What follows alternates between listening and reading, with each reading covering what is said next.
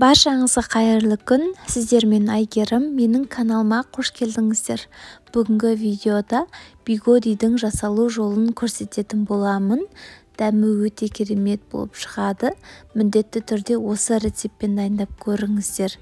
Видеоны мұқият соңына дейін қараңыздар және де менің каналыма тіркелуді ұмытпаңыздар.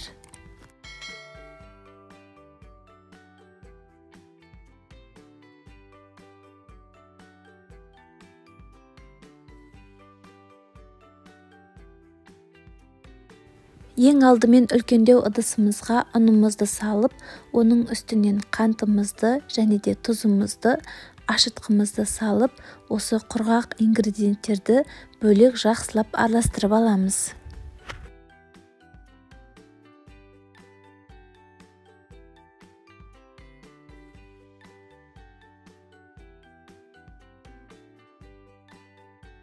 Жақсылап араластырып алдық. Енді үстінен жылы суымызды құйып, қамырымызды илейміз.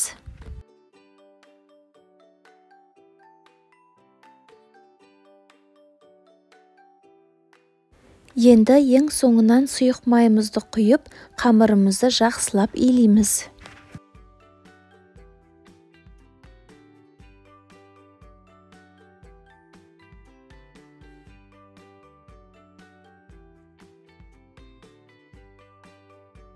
Мінекей осындай қолға жабыспайтын қамыр болып шығады. Бетін салафанмен жауып, жылы жерге көтерілгенше қойып қоямыз.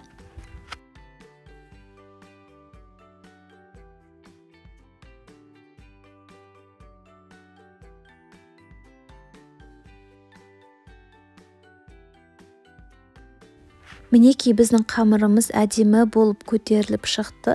Бір сағаттың ішінде енді қолымызбен қайтадан жақсылап бір қайырып, бетін жауып, тағы да көтерілгенше күтеміз.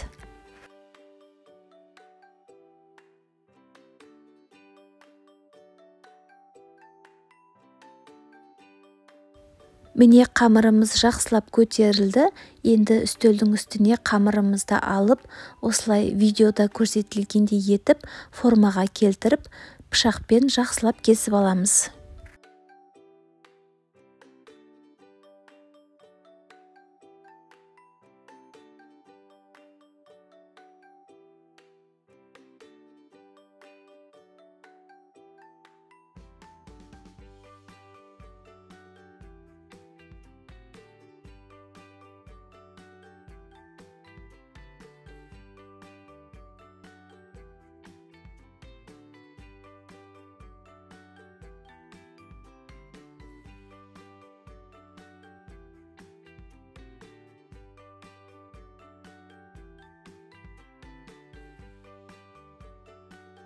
Видеода көрсетілгендей кішкентай бөліктерге бөліп, осылайынан домалақ пішінге келтіріп аламыз. Енді салмасын дайындайтын боламыз. Сиыр фаршына туралған пиязымызды, майдалап туралған асқабақ және де аздап картоп қостым. Сіздер қалауларыңызша капустамен тек пиязбен жасасаңыздар да болады. Мен бірақ кәдімгідей мантыға жасағанда етіп салмасын дайындадым. Дәміне қарай тұзымызды, қара бұрышымызды және де мантыға арналған осындай дәмдеуіш қоссаңыздар да болады. Біздің салмамыз сочный болып шығу үшін, сулы, дәмді болып шығу үшін осындай аздап сүт құйып жіберсеңіздер де болады. Қолымызбен жақсылап араластырамыз.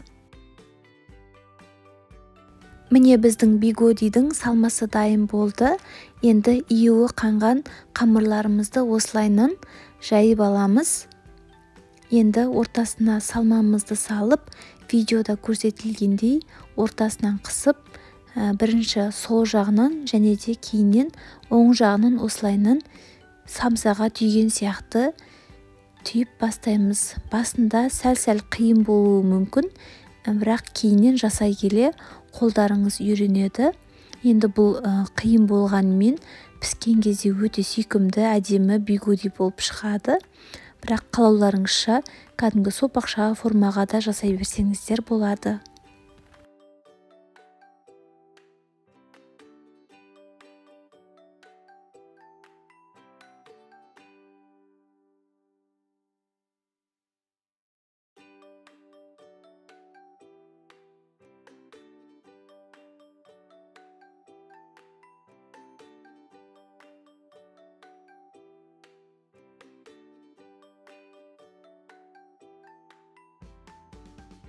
Мінекей осылай видеода көрсетілгендей етіп барлығын түйіп шығамыз.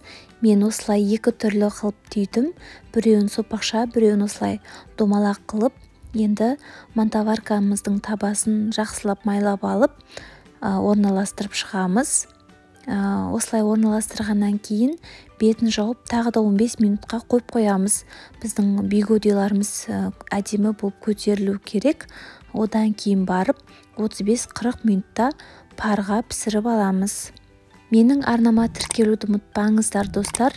Астындағы подписаться батырмасын басып, каналға тіркеліңіздер, лайк басып, комментарий жазыңыздар. Алдағы уақыттарда сіздермен көптеген рецепттермен бөлісетін боламын. Мінекей осылайынан салып 45 минутта пісіріп аламыз. Бигодиіміз пісіп дайын болғанша оған ашты соус дайындаймыз, бірақ бұл міндетті емес. Үйдегі бар соустармен дастарханға ұсына берсеңіздер болады. Кәдімгі кетчуп майонезбен немесе кәдімгі аджикамен ұсына берсеңіздер де болады. Мен бірақ осылай үй жағдайында жасап көрейін дедім. Ең алдымен қызыл бұрыш, тұз және де қара бұрышымызды салып, үстінен аздап суымызды құйып араластырамыз. Аздап су құйғаннан кейін жақсылап араластырамыз. Енді үстінен қызып тұрған сұйық майымызды, аздап уксусымызды қосып жақсылап араластырамыз. Сонымен соусымыз дайын. Мінекей біздің бигодиларымыз да толықтай пісіп шықты. Дәмі де өте керемет болып шықты. Міндетті түрде дайындап көріңіздер достар. Сіздермен болған Әйгерім. Менің каналыма тіркелуді ұмытпаңыздар. Мінекей екінші түйген бигодиім осындай болып шықты. Ал достар, келесі видеода кездескенше.